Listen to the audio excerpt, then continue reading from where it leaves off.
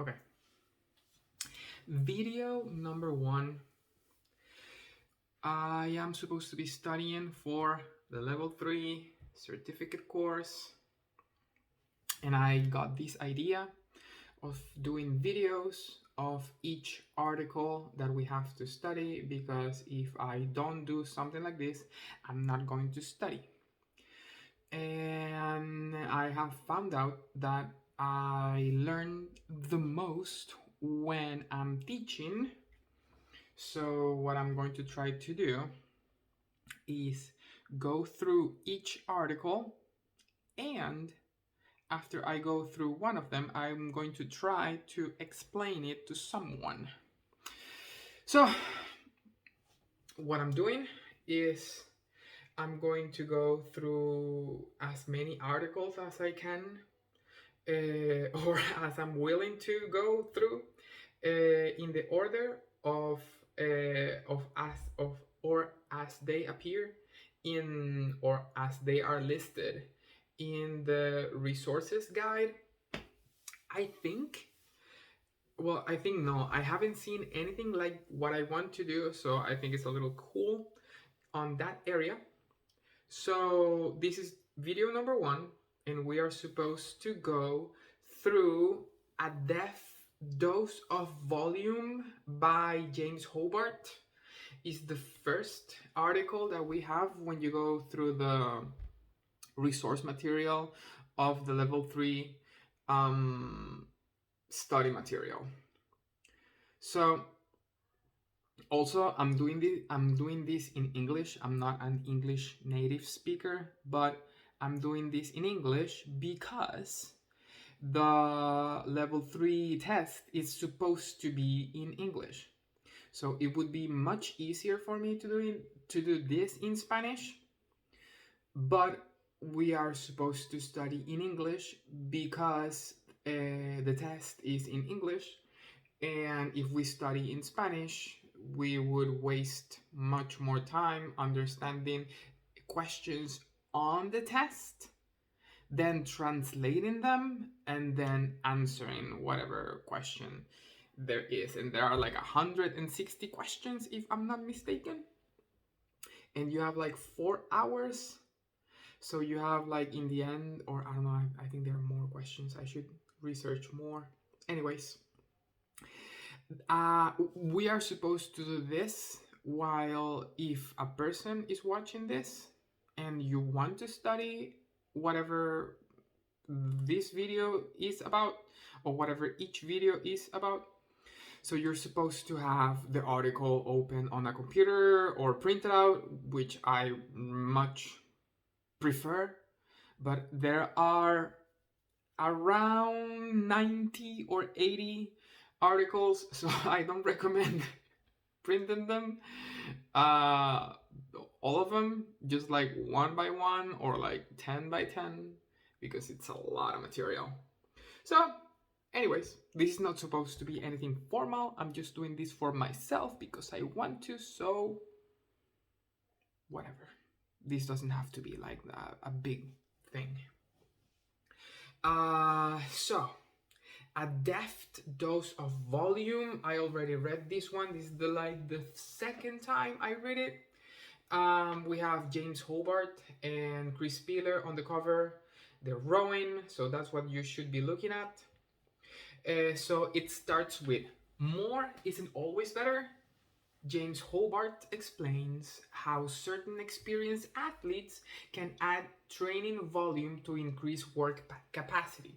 So on this article, we have an approach to competition athletes, but also we have an approach to regular CrossFit athletes, which is everyone, including your 60-year-old aunt. So we have like focuses on both sides, which is really cool in my opinion. So we start on the second page. We start on the column on the left, saying CrossFit programming thrives upon intensity, not volume. Really important to internalize this as a coach, please. If we are on the time when we are studying to be a level 3 coach, as I am, we should have clear that volume is not the key. Intensity is. Intensity is what gets us results. So this is like something we need to have engraved in our minds.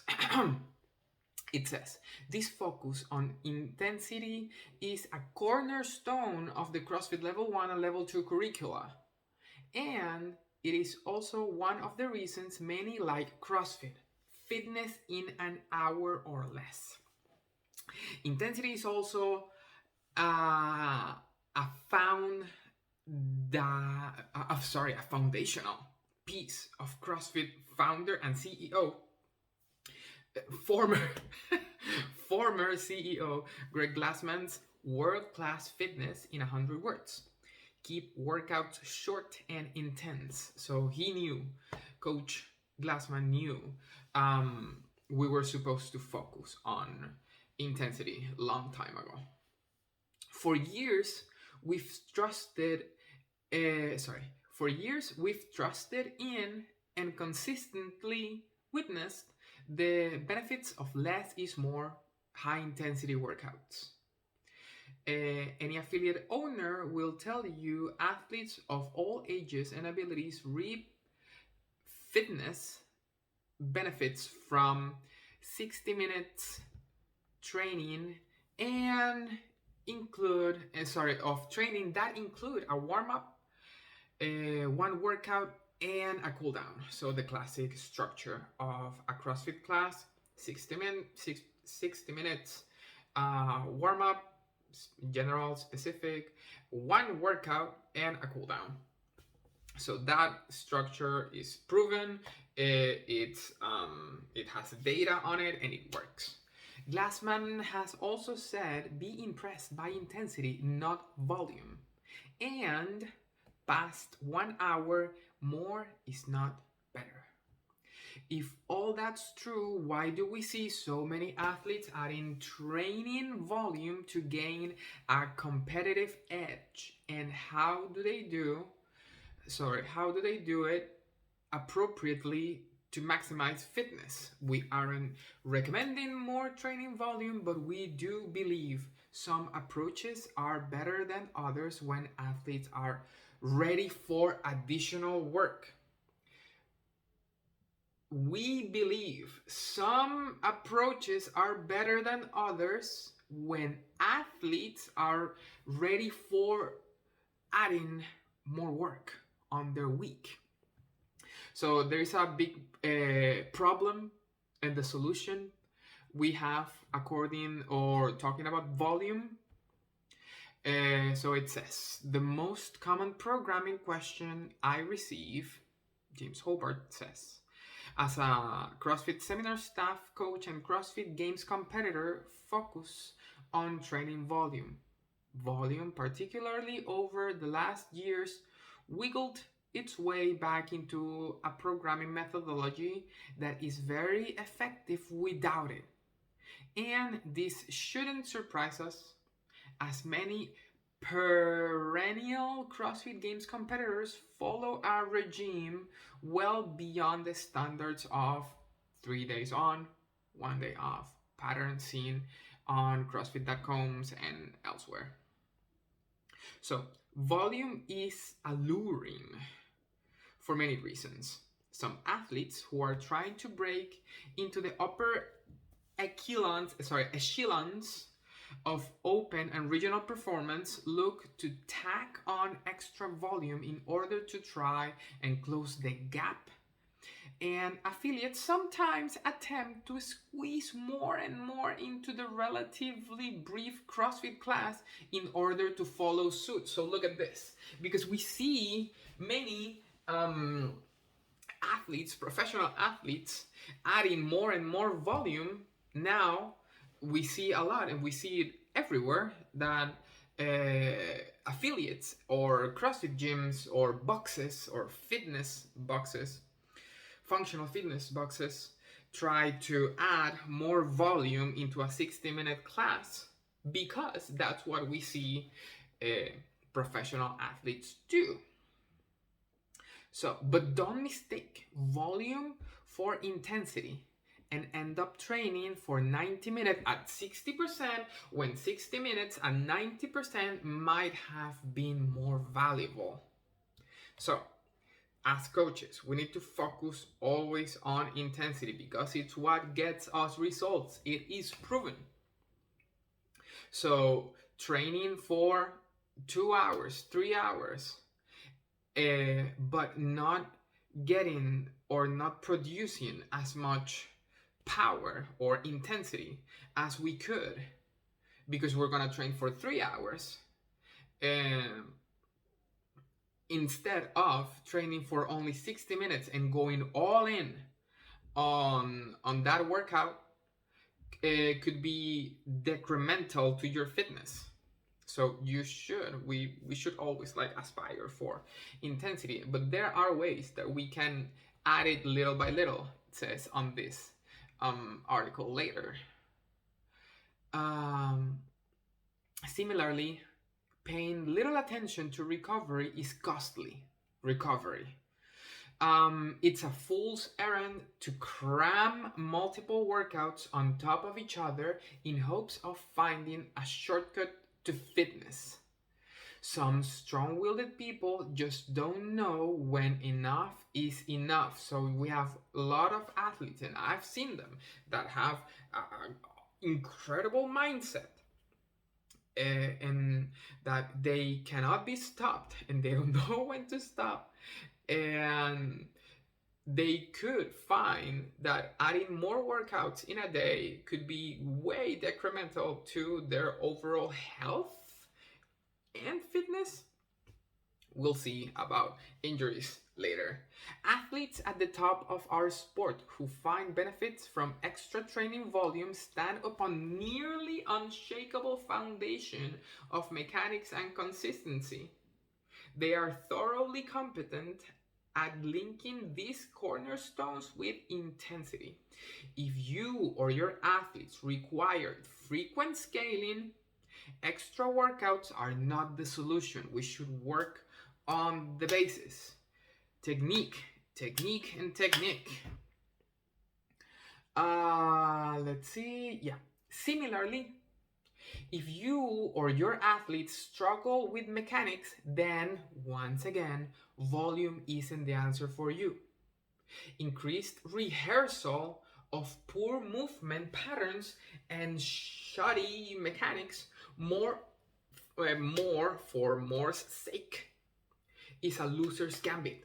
You will just ingrain bad habits more frequently. So if your athletes in your classes or you as an athlete don't have a consistent technique or mechanics in a movement, and we just do more snatches, let's say we do more snatches for the sake of doing more snatches, but we're doing it with poor technique, we are just ingraining bad technique on our brains, and it's again detrimental to our overall fitness. So as a coach, you need to know what everyone trains for. The majority of athletes in an affiliate are training for life. Then the occasional 2 a day might be fun, 2 workouts a day. But training once a day, 4 to 5 times a week will be enough. They won't ever need more to obtain a lifetime of fitness. They won't ever need more. So we're not going to need more than 1 workout a day for 4 to 5 days a week to get fitness for life, health, to be healthy when we are 90 years old and we have our grandchildren and we can like carry them and play with them and whatever. Or go to the freaking bathroom at 90 by yourself. Athletes looking to have looking to take on more volume need to show up prepared. And this group is likely limited to competitors who rarely need to scale, can post competitive times on all workouts, and have no issues making mechanics and consistency corrections. This is a good one, because if we get the opposite of what James is telling us here, that if you have one or two or more athletes that have terrible technique, and they're not terrible, not great technique, and they need to scale weight or volume inside a workout to match the intended stimulus of the workout, then there is no need for more. Maybe what we should do is practice, of course. It should be obvious in more mechanics and consistency in those mechanics. But then again, we should find a way to talk to those type of clients or athletes that want more of their day in the gym. We should try to convince them that maybe we should work more on technique than just doing another workout just to do another workout, just to sweat more and be more out of breath. Because then again, these could be average people in their majority, and they don't have or they could not have the nutrition or the recovery in their overall life to go again the next day to do exactly the same. Again, decremental to their fitness overall health. The timeline to develop this type of foundation before adding volume is specific to every athlete. Some might reach this point in 6 months, others in a year, and others even longer than a year. Don't wait for your athlete, or you as an athlete. Don't expect to have 1 year doing CrossFit and saying like, I should RX every workout because I have been doing this for a year or 6 months or 8 months or whatever, or 2 years, because everyone's different. Coaches, understand that every athlete will continue to improve with one single workout per day. Volume is not the cure-all. Effective coaching is. Coaching effectively for the intended stimulus of the workout. Next page says, every year since this is James Hobart, every year since I competed at the CrossFit Games in 2009, I take the fall off from higher volume training. I'll jump in on local affiliate classes, hang out, go outside, and learn and play new sports. Sound familiar? That's the thing of the fitness, whatever. I should know this, but we will, and that's why we're here. Every year, I still see significant improvements during these periods. I experience personal bests with less volume. Because of this, as well as the concerns listed earlier, we need to realize that volume isn't necessarily a solution. It's a problem for 3 distinct reasons. Reason number 1 why increasing volume could be a problem. First, volume isn't necessary if the goal is simply to get fitter, 1% better, just getting fitter than yesterday. In fact, it can be counterproductive or worse, harmful when misapplied. You can get freaking injured. Jesus. This can't be said enough. Over the long term, every athlete would continue to improve work capacity across broad time and modal domains with a single daily dose of constantly varied functional movement executed at high intensity or relative high intensity, as I like to say.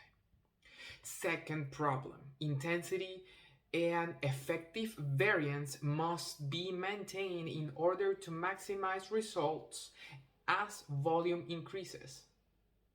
Any aspect of fitness that we neglect to train with intensity will suffer, and extra volume simply cannot replace variance when training for general physical preparedness, GPP. That said, it can be very difficult to preserve variance and intensity with additional volume. Doing so requires careful planning and preparation. So keeping workouts varied when you're adding more and more workouts to your routines keeps getting harder and harder. So it requires really precise planning. So you don't get, how do you say it? Repetitive. Let's say repetitive. Third problem, effectively implementing multiple workouts within the standard 1 hour time frame common to CrossFit classes is difficult, if not downright impractical. So I have seen CrossFit gyms that want to have 1 hour of workout and they want to do 2 workouts in that hour, or they want to do 3 workouts in that hour. So there is not enough time to prepare your athletes for that workout. Specific warm-up, let's say, because let's say you warm up athletes for whatever, or you just warm them up, and then you should, as CrossFit methodology teaches, you should warm them specifically to the workout they're going to do, so they can apply as much intensity as possible to that workout, or as intended for the workout, as much intensity as intended. So imagine having a CrossFit gym that has, like most CrossFit gyms, 60-hour frame classes, and then you want to do 3 workouts. How are you supposed to be prepared for either of the workouts if you don't warm up for each of them? So it's impractical to do 3 workouts. It's fucking impractical to do 3 workouts in one class. Jesus, sorry, that got a little personal. I apologize. Let's see. Not only it is difficult to manage a group during multiple workouts in a single hour, but doing so also significantly impedes the trainer's ability to cue, correct, improve, and maximize safety and attend to athletes. Class, which is our job, is cue, correct, improve, and maximize safety, and also maximize intensity as intended to athletes. That's our job. Class management and cueing are important topics that warrant their own article, but they're worth mentioning here in the context of volume. With all that in mind, volume can allow you to attack and improve more areas of your fitness if you are able to avoid simply going through the paces without intensity. With all that in mind, volume can allow you to attack and improve more areas of your fitness if you are able to avoid simply going through the paces without intensity. Okay. Consider having the capacity to hit both a short, heavy workout and a longer, lighter workout in the same day. Variance and cautious volume allow us to continually improve multiple areas of fitness provided intensity is maintained. Volume combined with intensity will also wear you down, which provides a chance for athletes to train stamina and endurance and to learn to perform when they aren't at their best, as maybe in competition. This can be very important when training for multi-day, multi-event competitions.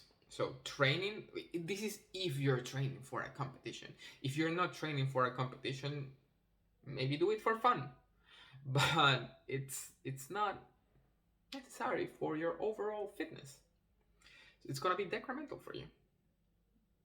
For your intensity, yes. These positive come at a cost.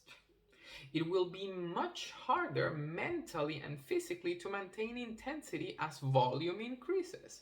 The more volume you have, the more intensity you produce, the more difficult it's going to be to maintain that intensity. And it is therefore very difficult to produce results and hit personal records because you're tired. Extra volume also requires extra rest. Too much volume without an ample recovery results in overreaching or overtraining, which can push athletes back rather than drive them ahead. Imagine you overtrain an athlete, and because they were tired, they start losing their mechanics on a movement, they get injured. You lose 3 weeks of training one certain movement, let's say, just hypothetically, because we injured that athlete because we were overtraining them. So let's see, a theoretical template for adding volume. This is just theoretical. This is just one way that James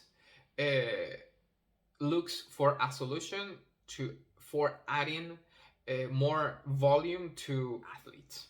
Given that CrossFit so effectively addresses general health and fitness with 60-minute sessions 3 to 6 times per week, it is usually only the competitive CrossFit athletes who consider additional volume.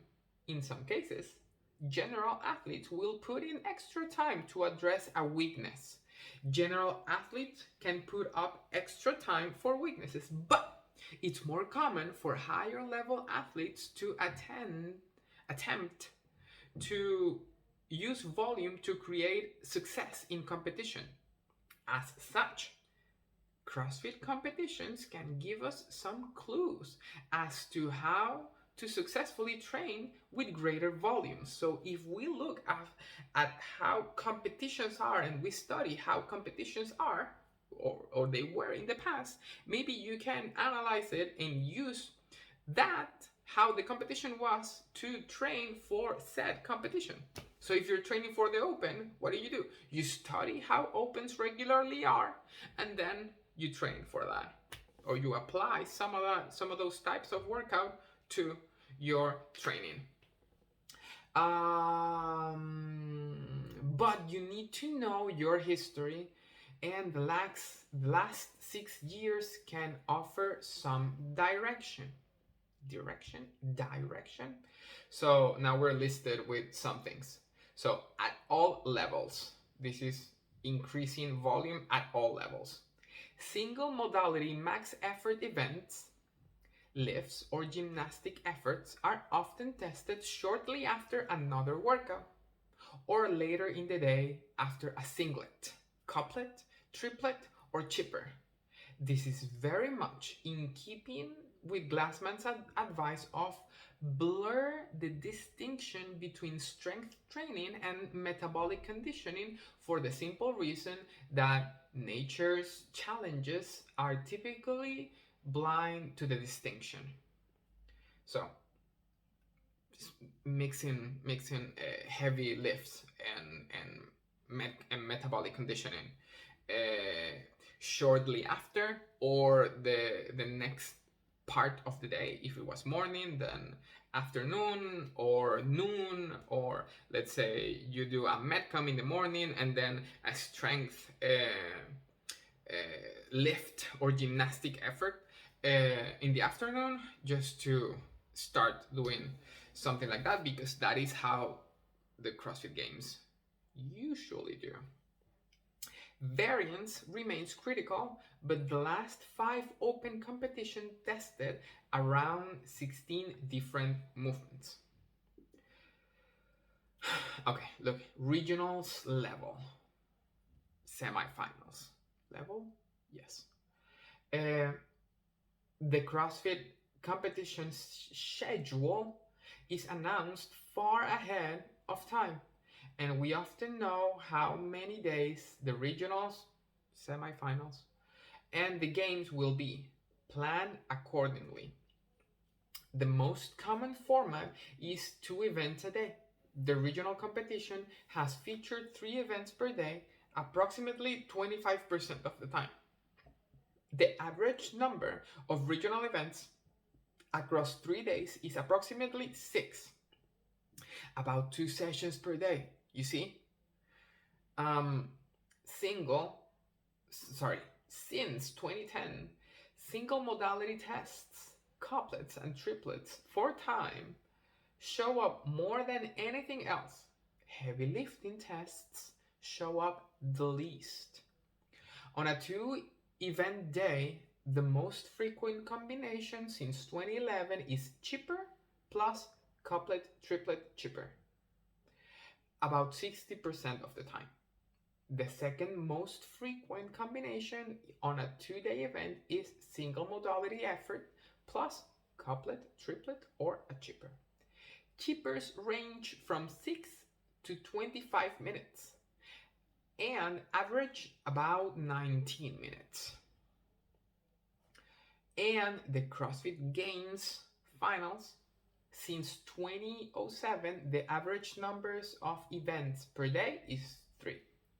Since 2012, the average spread approximately 13 events across 5 days with at least 1 rest day. Single modality events show up roughly twice as more at the finals compared to any other scheme. Next page. Single modality tests have included everything from a 1 rep max jerk to moving heavy sandbags to short sprints emphasizing agility. Events 20 minutes or longer are a staple, as are running, swimming, and moving odd objects.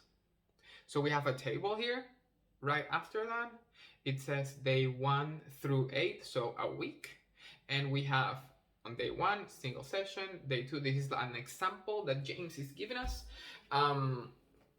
Day 2, double session. Day 3, single session. Day 4, off. Day 5, double session. Day 6, single. 7, single. 8, off. 2 days with 2 workouts only.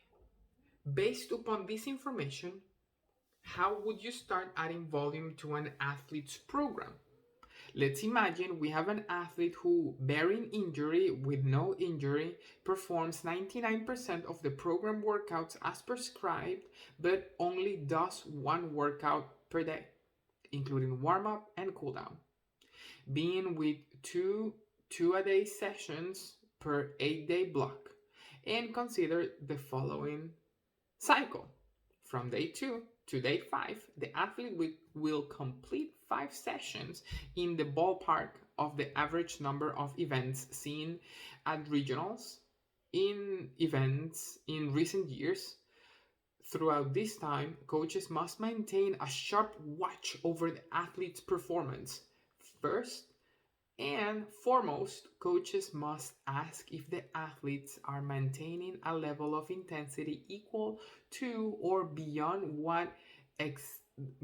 that exhibited before volume was added. So we need to keep watch on how much intensity is being performed, because it should be the same or even more. If it's less intensity, then volume should be detracted. The goal is to incrementally increase volume until it replicates the physiological stress of the regional or games weekend, about 6 or 7 events per day in 3 days. The table below shows how you can do that. With 6 workouts placed from day 1 to 3. Once you've got that load in place, so after you are used to that, Um, fuck. Uh-huh. Once you've got that load in place, I recommend filling the rest of the week with single sessions, rest days, and enough skill practice to ensure consistent technical improvement. Skill work, while technically challenging, is not meant to be for time or intensity for time or intensity and for time or intensity and can easily be incorporated into warm-ups, cooldowns, or periods before, after, or between strength or conditioning sessions. Also, I recommend, James says, varying where you place your single, double, and triple sessions. Falling into the same pattern every week will not yield success, as one cannot predict the exact nature of a day of CrossFit competition. What you program on each day is ultimately up to you, but paying attention to some of the trends and patterns listed above is useful. Always doing the same thing, often strength and then a medcom, or cardio and then a medcom, or a monostructural and then lifting session, will lead you astray, as there's no guarantee competition will follow the same pattern, and athletes might be asked to lift heavy after a conditioning test. Athletes and coaches also need to plan carefully. Trying to fit everything into a single hour can be difficult at times and impossible at others. If an athlete has the freedom, I recommend a workout plan that is similar to the structure and timing of day of competition at the regional or semifinals or games level. In some cases, athletes might want to follow the probable timing of an upcoming local weekend competition. This, of course, highlights the need for competitive athletes to invest more than an hour a day, something that is neither required for general fitness nor an option for many busy athletes, people that go and work and have a regular, normal life. Let's see. Recovery is also critical as volume increases. The body has its limits, and coaches and athletes need to ensure ample rest and proper nutrition. Period. Are athletes getting enough sleep? Are they eating enough to support performance but not excess body fat?